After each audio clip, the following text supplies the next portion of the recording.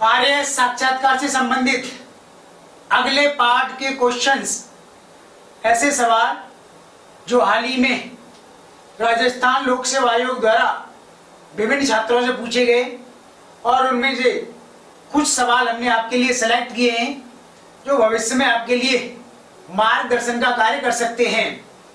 पहला सवाल ये है, क्या राजस्थान में विधान परिषद होनी चाहिए? यानी किसी छात्र से राजस्थान लोक सेवा आयोग ने इंटरव्यू में पूछा है, क्या राजस्थान में विधान परिषद जरूरी है या विधान परिषद का होना आवश्यक है, और विधान परिषद क्या है और किस प्रकार से इसका गठन संरचना की जाती है, कंप्लीट जानकारी उस पर मांगी गई है। आपने संविधान में ऑलरेडी पढ़ा हुआ है सब कि विधान परिषद राज्य विधानमंडल का ऊपरी सदन होता है, अपर हाउस, उच्च सदन। जिस तरीके से भारत में संसद होती है, संसद में निम्न सदन होता है, lower house Lok Sabha, upper house Rajya Sabha होता है, वैसे ही राज्य विधानमंडल में भी संविधान में वैकल्पिक रूप में दो सदनों की, दो हाउस की व्यवस्था की गई है।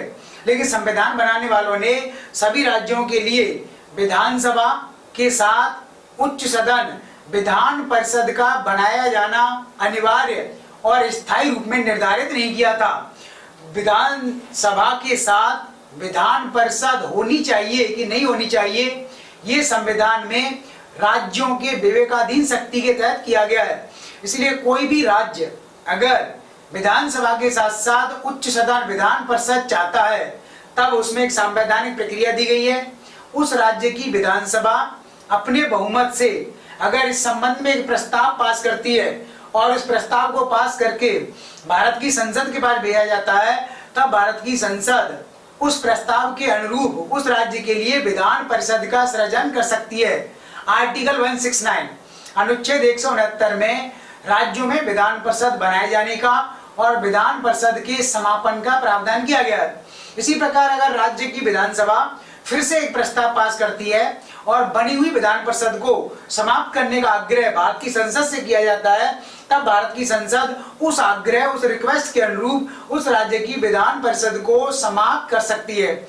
इस प्रकार किसी भी राज्य में विधान परिषद बनाए जाने और उसे समाप्त किए जाने की प्रक्रिया संविधान में आर्टिकल 169 के तहत दी गई है। अब सवाल ये था, क्या राज्य में विधान परिषद होनी चाहिए? यानी राजस्थान में विधान परिषद का फैसला राजनीतिक आधार पर किया जा रहा है, पॉलिटिकल बेसिस है इसका कोई भी संवैधानिक आधार नहीं है। अगर संविधान में इसकी आवश्यकता पूरी तरह से महसूस की जाती, तब इसे संसद के दोनों सदनों के समान राज्य के विधानमंडल में भी विधानसभा के समानांतर स्थायी रूप से गठन का प्रस्ताव किया जाता। यानी राज्य में इसे राजनीतिक आधार पर राजनीतिक उद्देश्यों को ध्यान में रख करके इसका सृजन किया जा रहा है, इसे बनाया जा रहा है, इसका क्रिएशन होगा।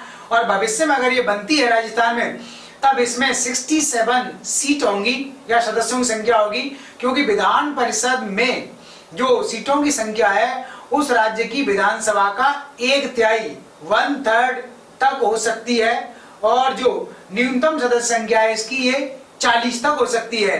तो राज्य में विधान परिषद बनाए जाने का फैसला पूरी तरह से राजनीतिक है।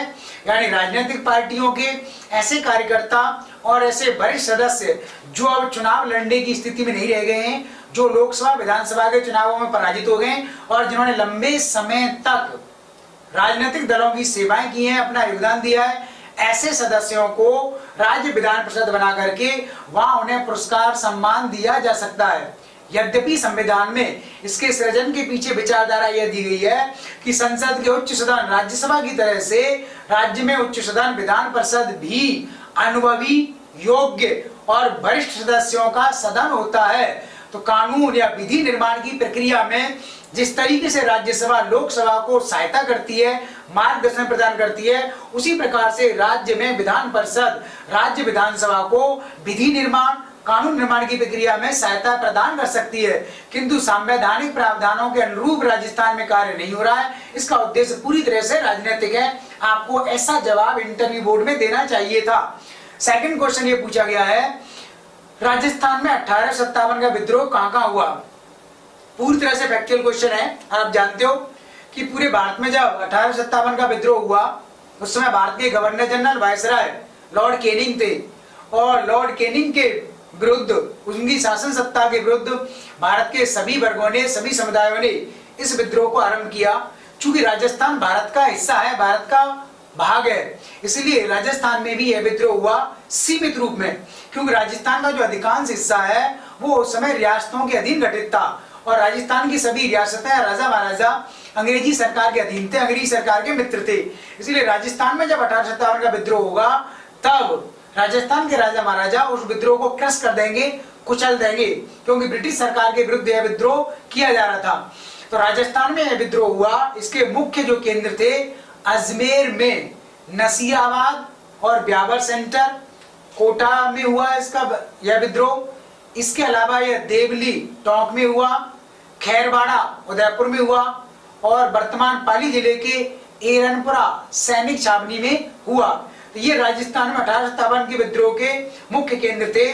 जिस समय 1857 का विद्रोह राजस्थान में हुआ उस समय राजस्थान के एजीजी पैट्रिक लॉरेंस थे। एजीजी अर्थात एजेंट टू गवर्नर जनरल, यानी भारत का गवर्नर जनरल सभी रियासतों में अपना एक एजेंट या डेप्टी रखता था, जिसे एजीजी कहा जाता था। और उस समय राजस्थान में पैट्रिक लॉरेंस थे। तो फैक्चुअल क्वेश्चन था, तो आप इस तरीके से सेंटर बता सकते थे। अगला क्वेश्चन किसी छात्र से यह पूछा गया कि राज्य में रूडा क्या है और रूडा कौन कौन से कार्य करता है। रूडा, RUDA, रूडा का फुल फॉर्म है rural non agriculture development agency, ग्रामीण गैर कृषि विकास एजेंसी। रूडा की स्थापना 1995 में हुई। इसका हेडक्वार्टर मुख्यालय जयपुर में ही है। यह संस्था राजस्थान के ग्रामीण क्षेत्र में कृषि के अलावा अन्य क्षेत्रों में उद्योगों, विभिन्न प्रकार के कुटीर उद्योग, लघु उद्योग और ग्रामीण उद्योगों की स्थापना और उनके संवर्धन से संबंधित कार्य करती है। यानी ग्रामीण क्षेत्र में कृषि क्षेत्र के अलावा अन्य प्रकार के व्यवसायों की स्थापना करना, उनमें ग्रामीण क्षेत्रों का भाग बढ़ाना, जैसे ग्रामीण क्षेत्र में हैंडीक्राफ्ट, हस्तशिल्प, हैंडलूम, विभिन्न प्रकार के खनिज आधारित उद्योगों का विकास करना रूडा का महत्वपूर्ण कार्य है।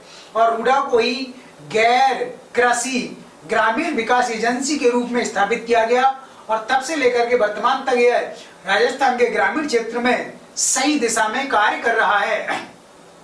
अगला क्वेश्चन ये है, करंट अफेयर्स का क्वेश्चन पूछा गया है किसी स्टूडेंट से, जीएसटी क्या है और राजस्थान को इससे क्या लाभ हो सकता है। What is GST? जीएसटी क्या है, आप इसको डिफाइन करो।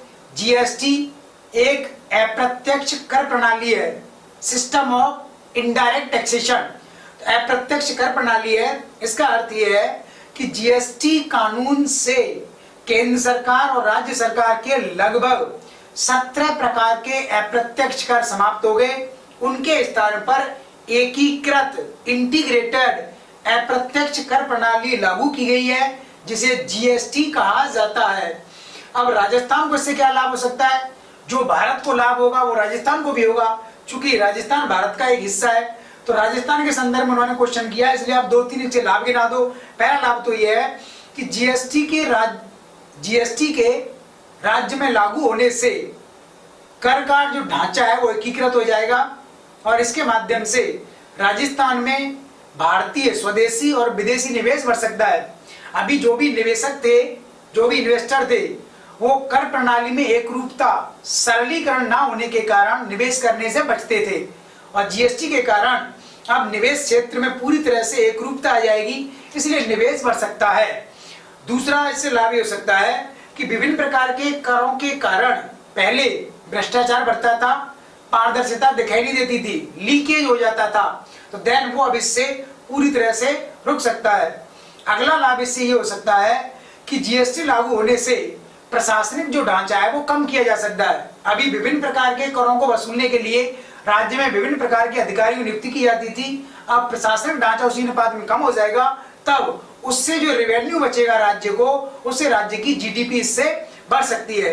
तो जीएसटी से राज्य को बहुत सारे लाभ हो सकते हैं और एक लाभ ये हो सकता है कि जितने भी उत्पादक हैं, जो भी मैन्युफैक्चरर हैं, अब वो अपनी वस्तुओं का मूल्य अधिक निर्धारित नहीं कर सकते। जितना अधिक मूल्य निर्धारित करेंगे उतना ही अधिक उन पर जीएसटी लग जाएगा। तो इससे उपभोक्ताओं को, ग्राहकों को और आम जन को वस्तुएं सही कीमत पर, उचित कीमत पर प्राप्त हो सकती है। इतने तरीके से यह राज्य को लाभान्वित कर सकता है। एक क्वेश्चन ये पूछा गया है कि नाथ संप्रदाय क्या है, what is Nath sect, Nath school, और उसकी विचारधारा क्या है। तो आपने पढ़ा होगा भारतीय संदर्भ में भी नाथ संप्रदाय। तो नाथ संप्रदाय शैव संप्रदाय का ही एक रूप है, उसकी एक शाखा है। भगवान शिव के उपासकों को शैव कहा जाता है और शैव संप्रदाय के अंतर्गत पूर्व मध्य काल में विभिन्न प्रकार की ब्रांच शाखाओं का विकास हुआ। उन्हीं में से एक शाखा है नाथ संप्रदाय। इसको नाथ संप्रदाय इसलिए कहा जाता है क्योंकि इसके जो पहले संस्थापक हैं वो नाथ मुनि थे। नाथ मुनि के शिष्य आगे जाकर के मत्स्येंद्र नाथ हुए, उनके शिष्य आगे जाकर के गोरखनाथ हुए, और गोरखनाथ के शिष्य आगे जाकर के राजा भर्तहरि हुए उज्जैन के, जो राजस्थान में अलवर क्षेत्र में विराजित हुए, और वहीं पर उनकी भर्तहरि की छतरी अलवर में बनी हुई है। तो ये नाथ संप्रदाय शैव संप्रदाय की एक ब्रांच है। अब इनकी विचारधारा क्या है? नाथ संप्रदाय की विचारधारा शैव संप्रदाय के भीतर काफी उग्र मानी जाती है। नाथ संप्रदाय जाति प्रथा का विरोध करता है, जाति प्रथा के भीतर जो भेदभाव किए जाते हैं उनका विरोध करता है, सभी प्रकार की सामाजिक बुराइयों का ये तिरस्कार करते हैं, और भगवान शिव को ही सृष्टि का आदि कारक मूल कारण माना जाता है। भगवान शिव ही सृष्टि के आधिकारक हैं, वही इसके संचालक हैं, वही इसके संहार करता है। इसलिए नाथ संप्रदाय अपनी विचारधारा में काफी उग्र हो गया है, और यह जो वैष्णव संप्रदाय है उसका पूरी तरह से विरोध करता है, और इसकी जो दिनचर्या है वो भी कठोर अनुशासन से पूर्ण है। इस संप्रदाय में पूरी तरह से योग, प्राणायाम जैसे कठोर शारीरिक व्यायाम पर बल दिया जाता है।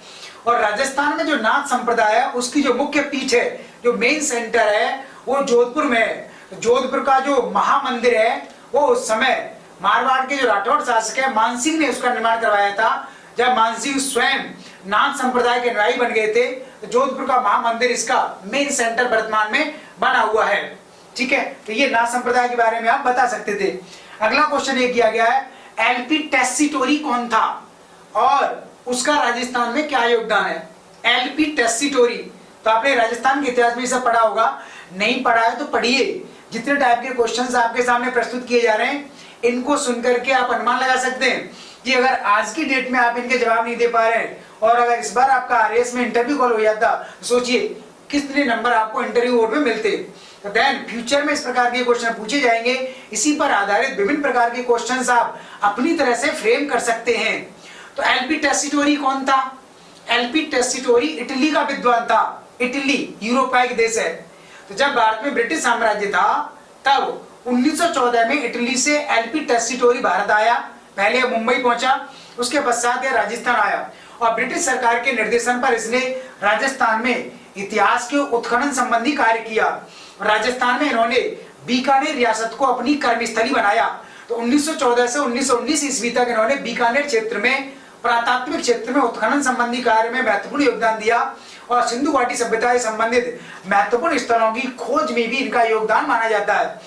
जब ये बीकानेर क्षेत्र में कार्य कर रहे थे इतिहास संस्कृति पर, उस समय बीकानेर के राजा गंगा सिंह ने इन्हें चारण साहित्य लिखने का उत्तरदायित्व सौंपा। चारण साहित्य जो पश्चिमी राजस्थान में चारण विद्वानों के द्वारा लिखा गया, और चारण विद्वानों के द्वारा लिखे गए इस साहित्य को डिंगल भाषा का साहित्य कहा जाता है। तो एलपी टेस्सीटोरी ने डिंगल भाषा के साहित्य में काफी योगदान दिया है। इन्होंने राजस्थान के इतिहास पर विभिन्न प्रकार के ग्रंथ लिखे, और भारत के जो पवित्र धार्मिक ग्रंथ हैं, भागवत गीता, योग सूत्र और विभिन्न ग्रंथों का इन्होंने डिंगल भाषा में अनुवाद संबंधी कार्य किया, और डिंगल के काफी सारे ग्रंथों का इन्होंने अंग्रेजी भाषा में अनुवाद किया है। 1919 में इनकी यहीं पर मृत्यु हो गई, और बीकानेर में ही इनकी बाद में समाधि बनाई गई है। इस प्रकार एलपी टेस्सीटोरी भारत के साथ साथ राजस्थान के इतिहास, संस्कृति, राजस्थान में भाषा और लिपि के क्षेत्र में महत्वपूर्ण कार्य करने वाले विदेशी विद्वान अथवा इटली के विद्वान हैं, और इनके योगदान के कारण ही राजस्थान में विभिन्न प्रकार की भाषाओं और लिपियों के संकलन का कार्य और भाषाओं के विभाजन, वर्गीकरण का कार्य काफी आसान हुआ है। एलपी टेस्सीटोरी के अलावा कर्नल जेम्स टॉड जो जर्मनी से आए थे, और उन्होंने भी काफी सारा योगदान राजस्थान के इतिहास में दिया है।